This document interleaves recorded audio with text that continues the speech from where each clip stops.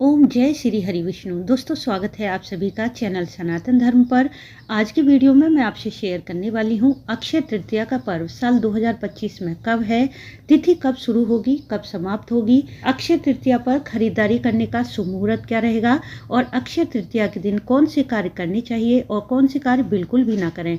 इस दिन किन वस्तुओं का दान करना सर्वश्रेष्ठ होता है, इन सभी बातों की जानकारी संपूर्ण रूप से जानने के लिए वीडियो को पूरा जरूर देखें। वीडियो अच्छा लगे तो इसे लाइक और शेयर करना ना भूलें। यदि आप चैनल पर पहली बार आए हैं तो चैनल को सब्सक्राइब करके बेल बटन को प्रेस कर लें, जिससे नई वीडियो का नोटिफिकेशन सबसे पहले आपको मिल जाए। दोस्तों, अक्षय तृतीया का पर्व वैशाख शुक्ल पक्ष की तृतीया तिथि में मनाया जाता है।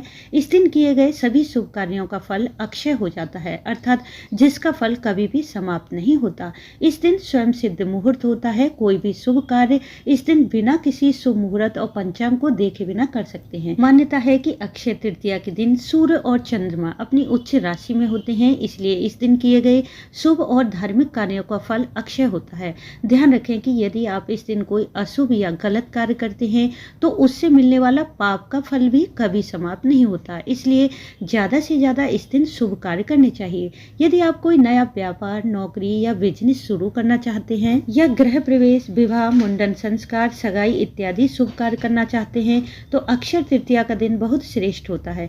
वैसे यह दिन खरीदारी करने के लिए भी बहुत शुभ माना जाता है, जैसे आप घर, जमीन, वाहन इत्यादि खरीद सकते हैं। परंतु अक्षय तृतीया पर सोने चांदी के गहने खरीदना और भी ज्यादा विशेष और शुभ माना जाता है, क्योंकि इस दिन माँ लक्ष्मी के पूजन का विधान होता है। इसलिए इस दिन किसी भी वस्तु की खरीदारी करने से माँ लक्ष्मी की कृपा से साल भर घर में सुख समृद्धि का वास बना रहता है।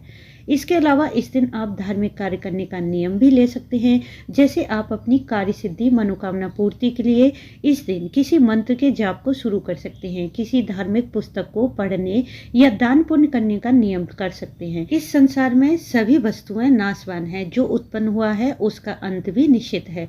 केवल मनुष्य के कर्मों का फल कभी नाश नहीं होता, फिर चाहे वह पाप करे या पुण्य। इसीलिए इस दिन शुभ कार्य ज्यादा से ज्यादा करने चाहिए। अब बात करें कि अक्षय तृतीया पर कौन से कार्य जरूर करें, तो पहला कार्य है अक्षय तृतीया पर सुबह सूर्योदय से पूर्व उठें। यदि संभव हो तो गंगा स्नान करें। इस दिन गंगा स्नान करने से सभी पाप नष्ट होते हैं और गंगा स्नान का पुण्य फल कभी नष्ट नहीं होता।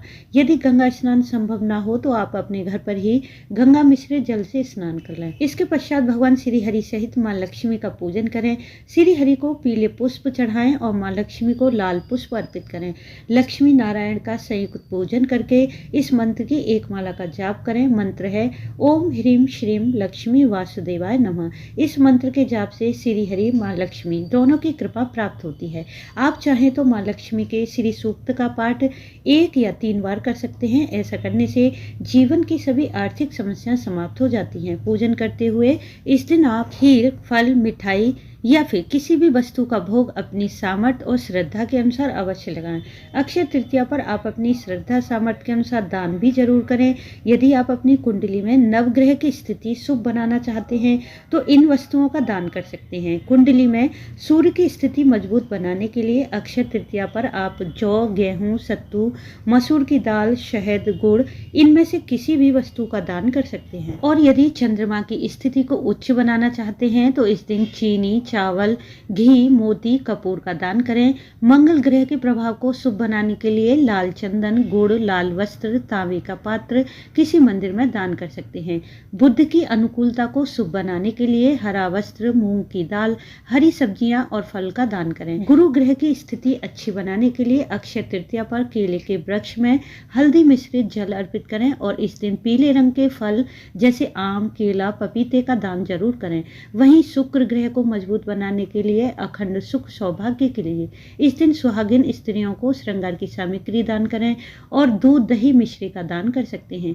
शनि के अशुभ प्रभाव को कम करने के लिए इस दिन काले रंग की वस्तुएं जैसे उड़द की दाल, काले चने, काले तिल, काले वस्त्र, जूते, चप्पल का दान कर सकते हैं। इसके अलावा अक्षय तृतीया पर आप जल से भरे घड़े या पात्र का दान कर सकते हैं। जल का दान करने से त्रिदेव की कृपा मिलती है। जल के दान से 10,000 राजसु यज्ञ कराने के बराबर पुण्य फल प्राप्त होता है। वहीं सोने चांदी का दान करना और सोना खरीदना अक्षय तृतीया पर बहुत शुभ माना जाता है, परंतु सोना हर किसी के लिए खरीदना संभव नहीं होता। इसलिए आप सोने के स्थान पर जौ का दान कर सकते हैं। जौ का दान स्वर्ण दान के बराबर ही माना जाता है। अक्षय तृतीया का पर्व गर्मी के मौसम में आता है, इसलिए आप गर्मी से राहत दिलाने वाली वस्तुएं भी दान कर सकते हैं, जैसे पंखा, छाता, खरबूजा, ककड़ी, बेल का शरबत, छाछ, दही इत्यादि।